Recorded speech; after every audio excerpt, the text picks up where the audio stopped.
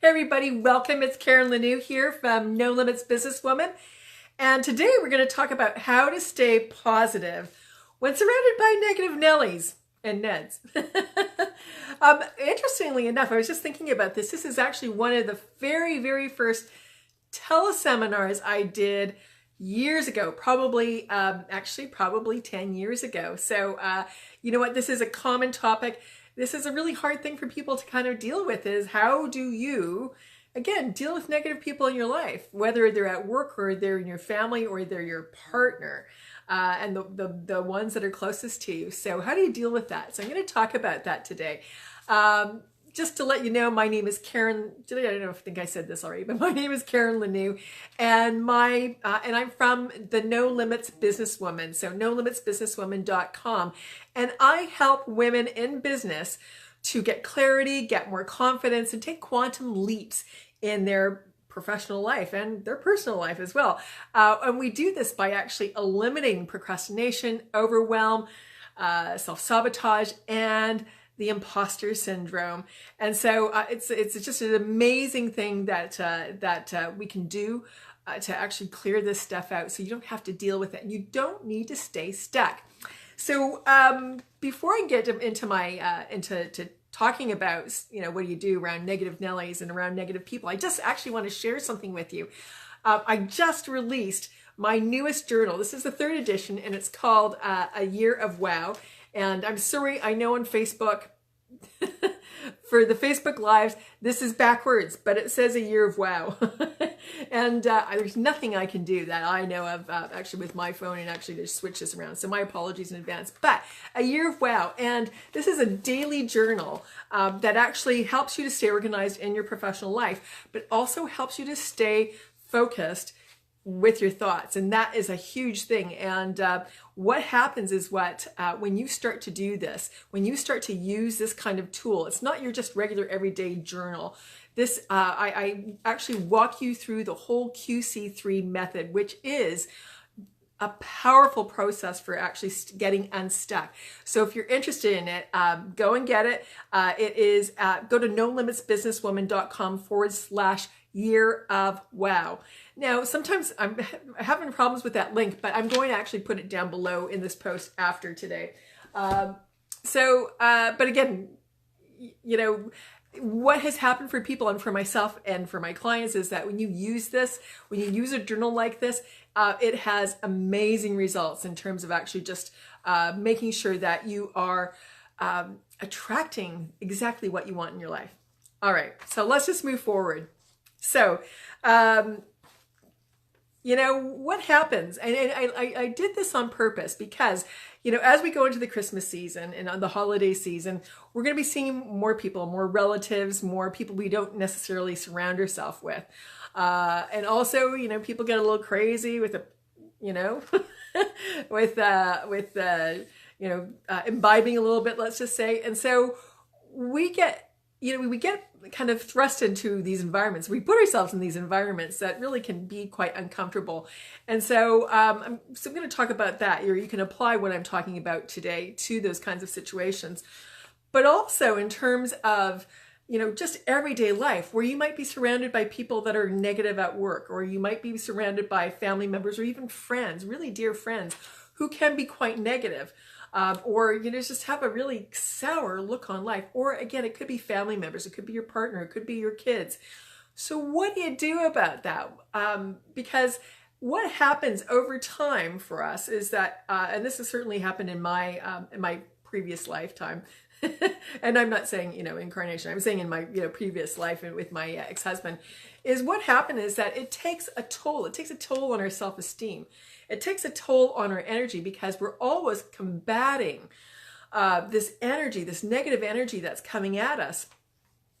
And again, it takes a toll on us because we're trying to stay positive, and sometimes that takes work, right? Because when things aren't necessarily exactly showing up the way you want them to show up in this moment, what happens is we start to have to we kind of have to really stay, focused in our energy and in our thought processes. And when you're having people who are throwing out negative stuff, negative comments, and sometimes all they're trying to do is they might be actually just trying to protect you.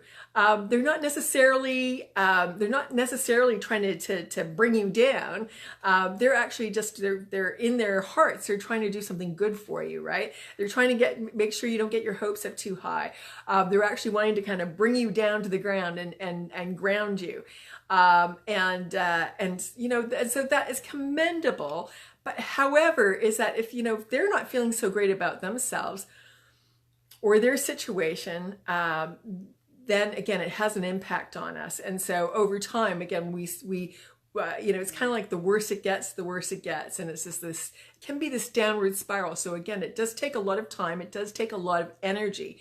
And if we don't do something about it, if we don't start to use some different tools, what happens is that we get pulled in. And if it doesn't, at best, it slows us down. At worst, it stops us. And we really don't want this kind of behavior to stop us. So I'm going to share some tools with you about how you can actually start to step out of this. And so, first of all, wherever you can, remove yourself from the situation, right? Again, this is not always possible. I understand that. I mean, if you're at work and you have workmates, it could be your boss, right? That could be, you can't necessarily remove yourself. So I'm going to give you some other tools to use in a moment. But wherever possible, remove yourself or limit your time. So again, as we're going into holiday season, we may be surrounded by people who do not think about us and do have different beliefs about things than we do, and that we can find very negative. And so what we want to do is limit our time in those kinds of situations where we can actually plan to move ourselves out and go somewhere else and do something else, or even just go into a different room where there are more, you might be around cousins or other family members who are more upbeat, or they're just really neutral, right? But around those other people, just limit your time wherever you can, or remove yourself. Make sure, again, if you're going away for holidays and you're staying with family members or staying someplace else, and this kind of situation happens, make sure that you are also planning to get out. Get out of the house for a while, go for a walk, do those kinds of things. It's really, really important you do that, because otherwise, it's like this energy starts kind of sucking us, right? So again, wherever you can, take a walk, get out, change rooms, do those kinds of things. The second thing that I would actually do with the people that are around you more often, again, these are people, again, friends, family, and it could be coworkers, again, they could be friends, but wherever possible, limit the whining, limit the amount of time that you actually you're listening to them bitch or moan or whine, okay? And so whenever you can do that, set up those boundaries where it's like, okay, I'm going to listen to you to do this for 5 minutes. And you don't have to say that to them, but it's like, you can have that in your mind. It's like, okay, look, I want to switch the conversation now because I've listened to this now. One of the ways actually also to kind of get people to shift right away, because they just want to bitch and moan, right? Is to, and just be negative in general, is to say, okay, so what are you going to do about that? And what happens over time as you repeat that over again? Okay, so great. So you've just complained about this. I've been listening to you complain about this for a long time. So what are you going to do about this? And what will happen invariably is that they will quit doing that. They will quit trying to kind of bring you in, because that's all they're doing. They're actually just trying to get support for how they're feeling. And I understand that. But again, it has a really negative effect on us. So you really want to make sure that you don't allow yourself to stay in that. You want to be, the best friends that we can be, the best people that we can be to the people around us, is to help them find solutions. And so but they may or may not be into that, and that is their gig, not yours. Okay. And so, what you really want to do is, again, just make sure that you keep setting them up and say, okay, and you could even say this, like, hey, listen, I'm going to listen to you for a couple of minutes. What's going on? Tell me the worst of the worst, right? And then move on to say, okay, so what do you want to do about this? What can you do about it? What are some solutions? And not that you tell them to do, because of course, when you start telling them what to do, their hackles are going to go up, and they're actually not going to they won't be able to hear you. So in fact, by just asking them questions, they will start to they will start to shift. They have the potential to do that. Again, so one of two things will happen is, you'll actually help them to start problem solving that, in the fact that they'll start thinking of ideas. The second thing that will happen is that they'll realize that they're not gaining support from you. They're not going to allow you just to keep complaining. And so therefore they will step away and not engage in that behavior with you anymore. So that's also a really good thing for you. And then here's the last thing I would suggest. Don't take it on. Well, how do you do that? How do you not take on other people's energy? How do you not take on other people's negativity? And that's a great point. Again, especially if they're living with you, what do, right? And so there's lots of tools that, that I share with my clients. But the one that I'll share with you today, just that is really simple, is I want you to imagine that you have a force field around you. So for my Trekkie fans, if you watched Star Trek, they have a force field, or they can put up their force field when they are encountering danger. And so that's kind of the same thing with us, except we already have this force field around us, this energy bubble around us. And what you want to start to do is be aware that it is permeable. Okay. And so when we take on other people's stuff, when we feel that negativity, we feel that anger, we feel that, whatever it is, if you're really an empathetic person, and what I find is that a lot of people who are attracted to listening to me are naturally empathetic people. And so you take on everybody else's stuff, right? And so what you want to start to do is understand that there's this force field around you, and it is, Val, I'm going to get back to your question in a moment, and I hope it doesn't go away, but if it does, if I can't see anymore, I'll come back to it and I'll ask you. But what you want to do is just understand that there's this that's permeable. And if you're taking people's energy on, like if you're feeling sad when they're sad, if you're feeling like hyped up when they're angry, then you are very permeable. So what you want to start to do is imagine your force field getting thicker, okay? And it's, again, imagine it's a bubble around you. And what else I want you also to do, and it sounds a little bit weird, but it works, is that imagining that it's like a pink bubble, right? It's a pink slippery bubble around you. So when people are throwing their stuff at you, and not physically throwing their stuff at you, but when they're throwing their energy at you, because really sometimes that's what it is, right? It's like, and I always have to be careful because I don't want to throw out the energy here. So my live feed goes up. Excuse me. But what you really want to do is just imagine that their energy is coming at you and sliding on by, and that you are dialing up, you're dialing up your force field, and it works. Look, years ago in my last job, well, in my jobs that I'd done in the HR field for years, is that we ended up working with people who were not happy, sometimes were not well, sometimes were on drugs, and they were very volatile. Some people were very volatile. So you were always in this, you could always be in this energy. And so what had to happen is that you had to find a way for this energy just to pass you by, right? You could still be aware, you could still respond, but you didn't take on their energy. And you also want to make sure that you don't put up a wall, because if you put up a wall, when somebody's coming at you with their negative energy, and you have a wall up, what will happen is it will bounce back at them, and it will escalate. The energy, what they're feeling, will escalate, and they won't know why, but they'll get more angry or they'll get even more negative, and they'll still keep throwing it at you, and it'll still keep bouncing back. And again, the situation becomes really difficult. I had one staff member who this happened to him, and he had such an amazing, difficult time with clients, that so much so that they physically threatened him at times.